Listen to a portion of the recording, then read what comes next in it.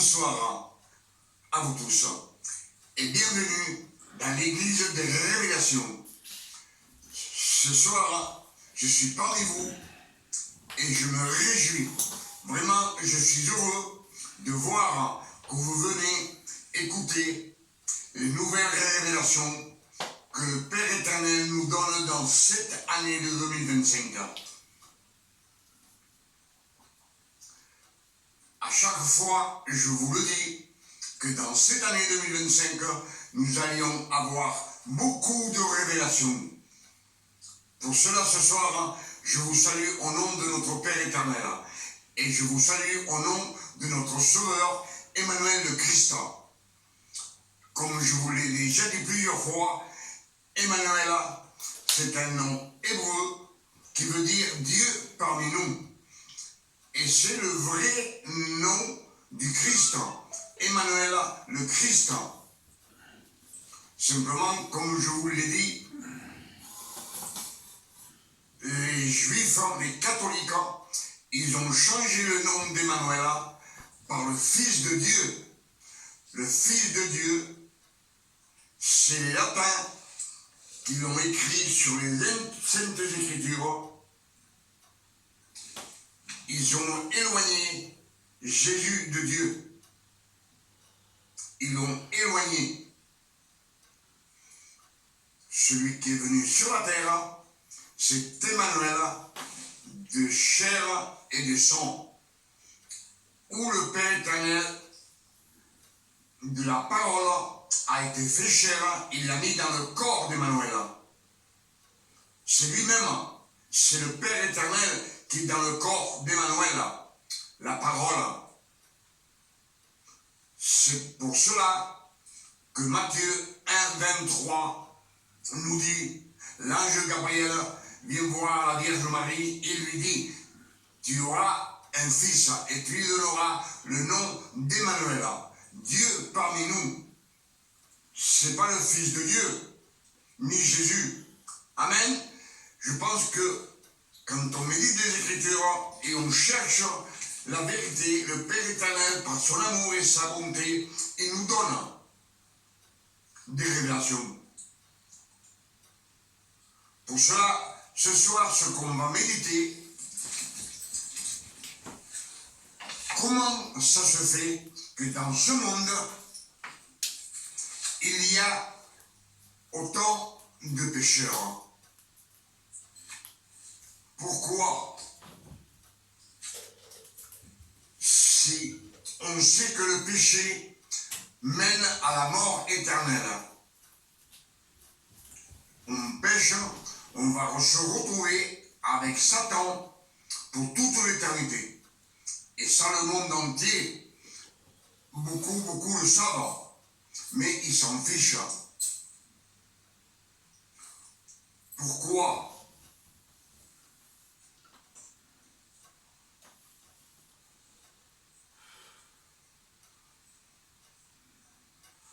On sait qu'on est pécheur, on pêche, on est pécheur. Le monde entier, c'est un pécheur. Oui.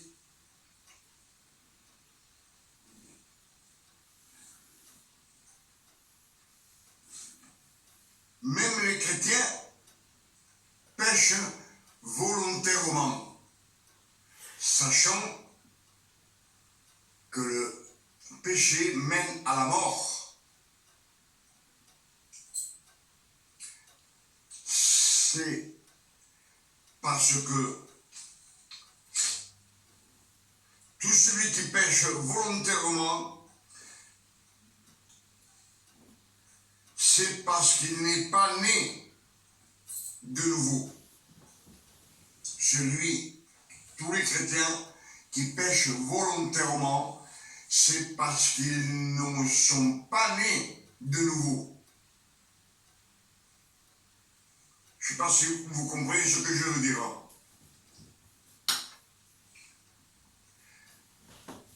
Parce que on n'est pas pécheur parce qu'on pêche.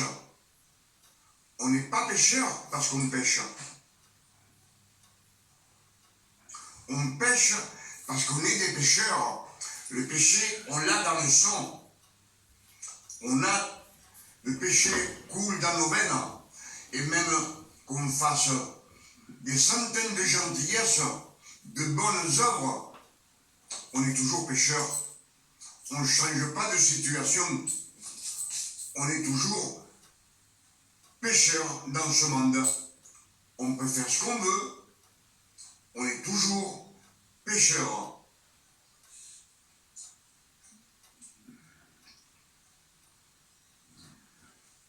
Donc, pour ne pas être pécheur, il faut renaître de nouveau.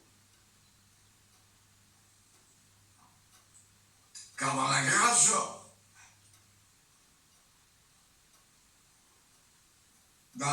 de Dieu, nos péchés, Dieu ne les voit pas, car il voit la sainteté de Christ, d'Emmanuel de Christ.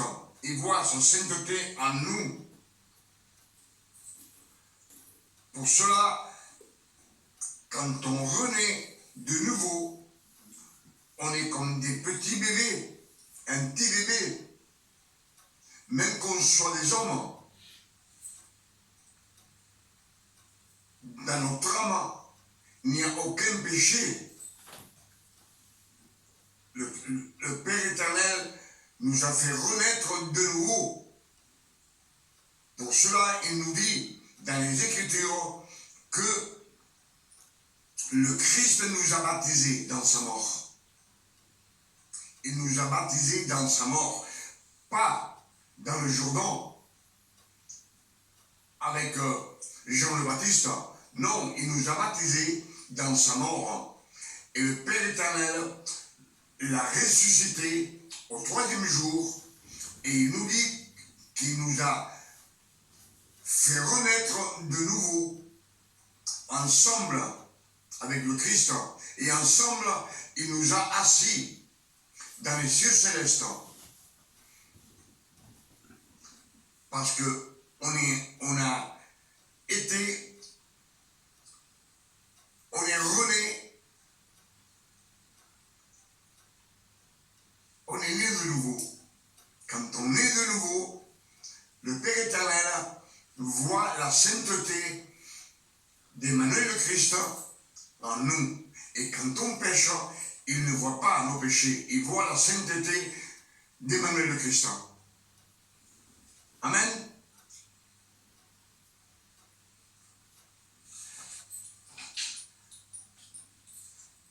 Mais quand on est né de nouveau, nous sommes des fils de Dieu. Si le Christ nous a rachetés de la loi, c'est bien pour quelque chose. Comme il nous dit,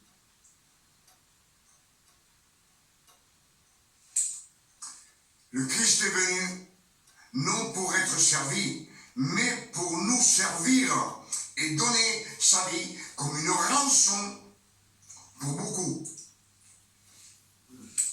Pour tous ceux qui sont sortis de la loi. Si tu ne veux pas sortir de la loi, tu resteras dans la loi. Et si tu mélanges la loi et la grâce, tu resteras toujours dans la loi. Comme je vous ai dit, même qu'on fasse des centaines de bonnes œuvres, de gentillesse, Dieu, on est toujours dans la loi. On est toujours des pécheurs. Il faut renaître de nouveau pour que le Père éternel ne voit plus nos péchés. C'est ce que nous allons méditer de nos jours, comme je vous le dis.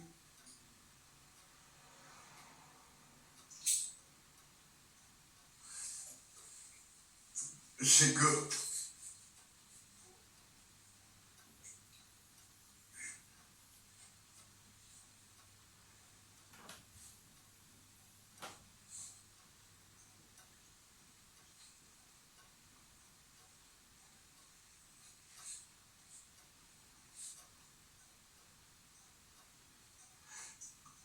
on n'est pas pécheur parce qu'on pêche. On pêche parce qu'on est pécheur. On pêche, on l'a dans le sang, on ne peut pas s'en empêcher.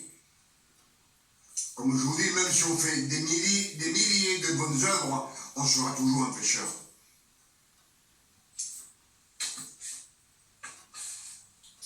Alors, ce que nous allons méditer ce soir, je vous demande d'être attentif à la parole. C'est Romains chapitre 5, verset 17. Quand on écoute attentivement, comme je vous le dis toujours, on reçoit à 100%. On reçoit la parole à 100%. La foi vient de ce qu'on entend et de ce qu'on lit. Pour cela, je vous dis toujours de méditer les Écritures. Méditez les Écritures. C'est un conseil que le Père éternel nous donne. Alors soyez attentifs. N'ayez pas à droite et à gauche. Si vous pensez à droite ou à gauche ou ailleurs, vous n'allez rien recevoir ce soir. Pourtant, je vous en supplie, regardez et écoutez. Si par l'offense d'un seul, la mort a régné par lui, la plus forte raison, ceux qui reçoivent l'abondance de la grâce et du don de la justice régneront-ils dans la vie par Jésus-Christ, lui seul. Ainsi donc, comme par une seule offense la condamnation a atteint tous les hommes, de même, par un seul acte de justice, la Ainsi donc, comme par une seule offense, la condamnation a atteint tous les hommes. De même, par un seul acte de justice, la justification qui donne la vie s'étend à tous les hommes. Ainsi, donc, comme par un seul homme, une seule offense, ça s'est passé dans le jardin d'Éden avec Adam et Ève. De même, un seul acte de justice, un seul acte de la justice, justification qui donne la vie, s'étend à tous les hommes. C'est Emmanuel le Christ qui donne la vie, elle s'étend à tous les hommes. Amen. justification qui donne la vie s'étend à tous les hommes. Car, comme par la désobéissance d'un seul homme, beaucoup ont été rendus pécheurs, de même, par l'obéissance d'un seul, beaucoup seront rendus justes. Or, comme par la désobéissance, beaucoup ont été rendus pécheurs.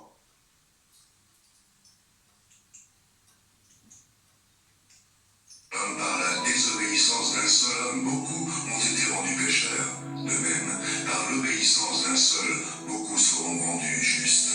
Emmanuel Or, Christ. la loi est intervenue pour que l'offense abondât. Mais là où le péché a abondé, la grâce a surabondé. La loi est intervenue pour que l'offense abondât. On commette les péchés parce que le Père éternel sait qu'on est des pécheurs. On a le péché qui court dans nos veines. Et pour cela, il nous dit, or la loi est intervenue pour que l'offense abondât. Mais là où le péché abonde, la grâce surabonde. Amen. Pas que, comme le péché a régné par la mort, ainsi la grâce régna par la justice pour la vie éternelle, par Jésus-Christ notre Seigneur. Amen.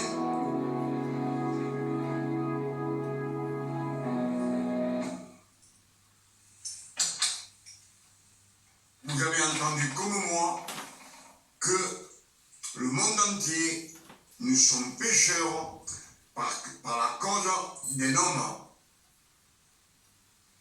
Et par un autre homme, Emmanuel le Christ, nous sommes enlevés du péché. séparé du péché et renaître de nouveau. Il nous a fait renaître de nouveau. Je pense que les Écritures sont claires quand on les médite. Elles parlent d'elles seules. On sait que on nous dit que le Christ nous a libérés, nous a donné la liberté.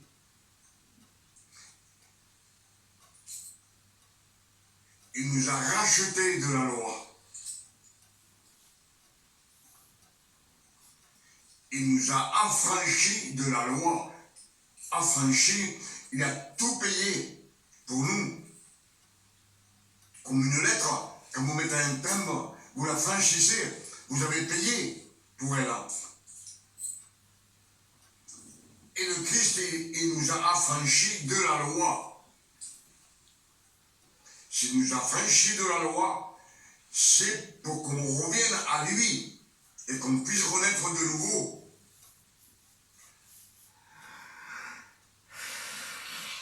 Les Écritures nous disent que 1 Corinthiens 10, verset 23, c'est Paul qui parle. Tout est permis, mais tout n'est pas utile. Tout est permis, mais tout ne nous édifie pas. Tout ce qu'on fait, on peut tout faire, mais tout ne nous édifie pas. Je ne sais pas si ça vous le comprenez. On peut tout faire. Exemple, vous voulez aller pêcher. Tout est permis. Vous voulez aller au cinéma. Tout est permis. Mais ça ne nous édifie pas. Devant le Seigneur, on peut faire ce qu'on veut. C'est ce qu'il nous dit. C'est ce qu'il nous dit 1 Corinthiens 10, verset 23. On peut faire ce qu'on veut, mais de rester toujours dans la sanctification. Vous savez, si le Père éternel a mis l'esprit d'Emmanuel le Christ dans nos cœurs, nous sommes le temple du Père éternel. Nous sommes le temple de Dieu. Je ne sais pas si vous me suivez. Alors ce temple qui est de chair et de sang, il faut le conserver. Il faut se le conserver.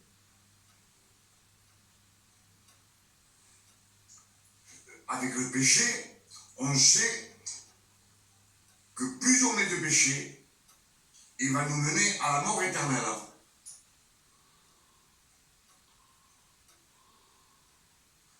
Alors il faut éviter les transgressions, les péchés, les adultères. Tout cela, c'est pas pour les fils de Dieu. Tout est permis. Mais si vous mettez ça dans le temple, ce temple, vous allez le pourrir.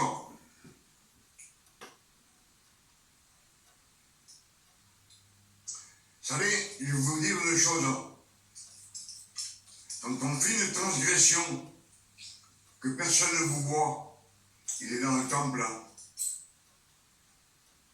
Vous vous dites que personne ne sait, personne ne l'a vu. Mais le Père éternel est là.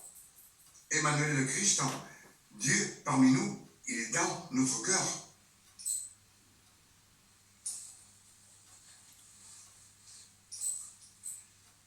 Il y en a beaucoup qui fument. Même en cachette. Ils regardent à droite et à gauche et personne. Et ils fument. Est-ce que c'est un péché de fumer?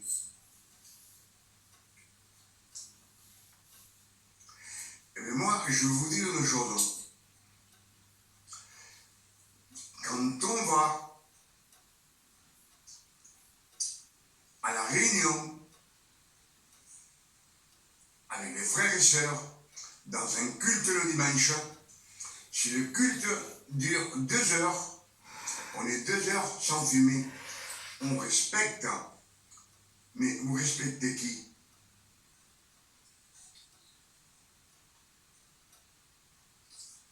Qui c'est que vous respectez? L'environnement? Les frères? Les sœurs? Le prédicateur? C'est lui que vous respectez? Et après, quand vous sortez, vous allez et vous fumez un cachette. Pour que eux, ils ne vous voient pas.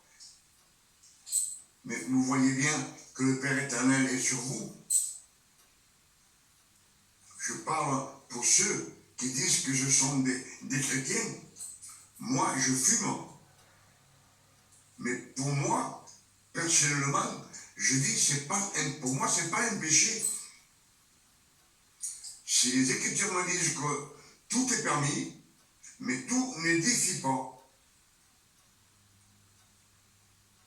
Si vous me demandez si en fumant, vous pouvez hériter le royaume des cieux, vous aurez la vie éternelle, je vous dis une chose, c'est probable que vous partiez avant l'heure. Que vous partiez avant l'heure. Plus vite, hein. Vous partez plus vite, hein.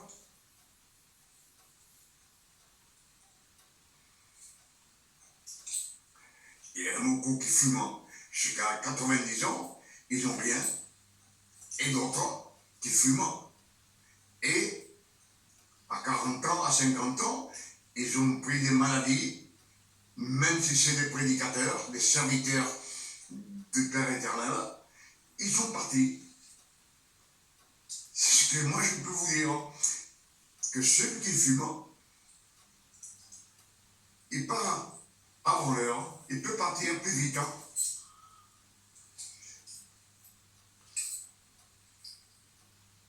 Alors soyez raisonnables et écoutez les Écritures. Quand on nous dit que tout est permis, comme je vous le dis, tout est permis, mais tout ne nous édifie pas.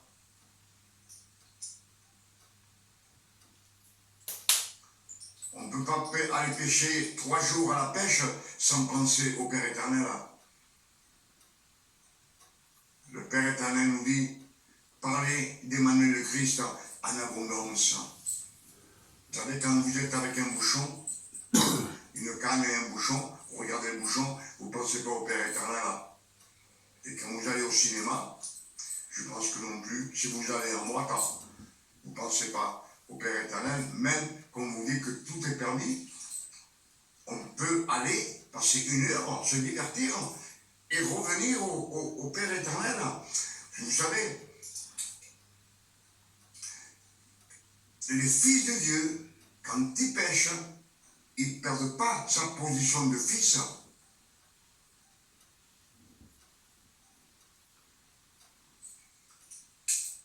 Moi, ce que je peux vous dire, une chose, c'est que quand on parle de quelqu'un, qu'on critique quelqu'un, qu'on dit, t'as vu ce qu'il a fait un tel, t'as vu ce qu'il a fait, cette femme, ils ont fait ci, ils ont fait là. Là, vous êtes en train de revenir dans la loi. Vous êtes en train de critiquer. Et je vous le dis, devant le Père éternel, vous êtes en train de prêcher pour le diable. Parce que quand vous dites cela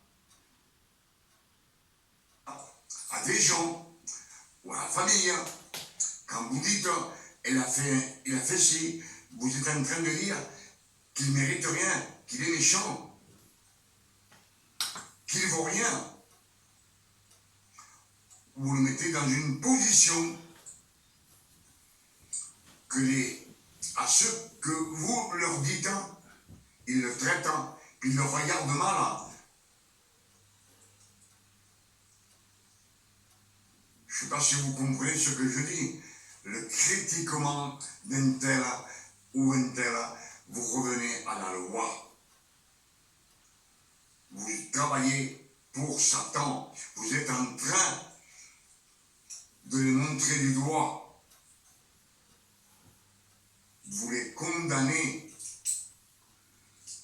vous travaillez. Quand vous prêchez, ça c'est de la prédication. De dire un tel, il a fait ça, l'autre il a fait ça, l'autre il a fait ça, cette femme il a fait ça, cette femme elle a laissé son mari avec des mauvaises paroles. Hein. Ça c'est de la prédication, parce que tout celui qui vous entend, ils vont catégoriser cette personne que vous êtes en train de nommer. Amen. Avec ces quelques paroles que je vous ai prêchées ce soir, que le Père éternel vous a données, par son amour, par sa gentillesse en cette année 2025, je demande au Père éternel, au nom de notre Sauveur Emmanuel le Christ, que ce message puisse nous mener vers la lumière. Et chaque fois je vous dis la même chose, la lumière, c'est de vivre avec Christ dans la lumière. Si vous vivez dans la lumière, vous aurez beaucoup de bénédictions. Vous savez, quand Matthieu nous dit, Matthieu 7, verset 7 nous dit, demandez, vous recevrez, cherchez, vous trouverez. Il faut chercher, vous trouverez. Et après, le ciel s'ouvrira quand vous frapperez. Quand vous demanderez, le ciel s'ouvrira pour vous et toutes les bénédictions que le Christ a, elles sont pour ses fils. Vous savez, le Christ, il a accompli toute la loi. Et quand les temps sont accomplis, le ciel s'est ouvert pour lui. L'Esprit Saint est descendu sur lui.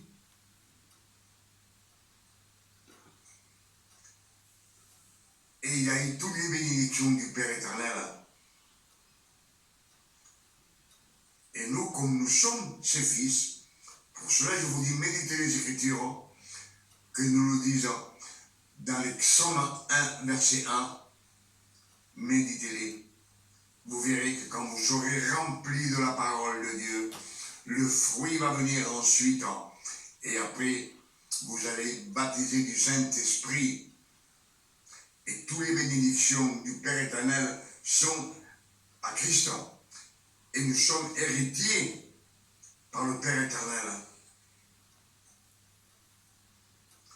Avec ces quelques paroles et ce message que nous avons prêché ce soir, je demande au Père éternel, au nom de notre Sauveur Emmanuel le Christ, qu'il nous donne une nuit de repos, de tranquillité, de paix, de santé, comme lui sait. Il donne à ses fils. Et je demande au Père éternel qu'avec ces quelques messages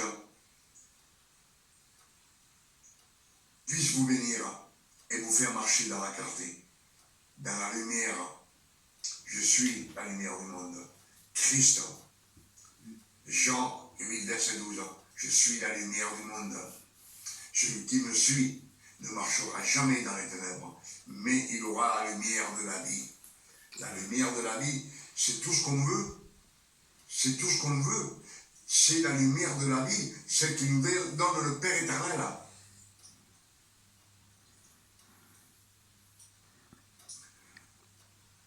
Que le nom du Père soit glorifié et sanctifié et béni sur la terre comme au ciel. Et comme je dis toujours, qu'il nous envoie vite fait son Fils de Christ chercher l'Église, prendre ses fils, car nous l'attendons avec impatience. On veut partir avec lui dans les nuées du ciel et vivre éternellement pour toute l'éternité avec le Père éternel.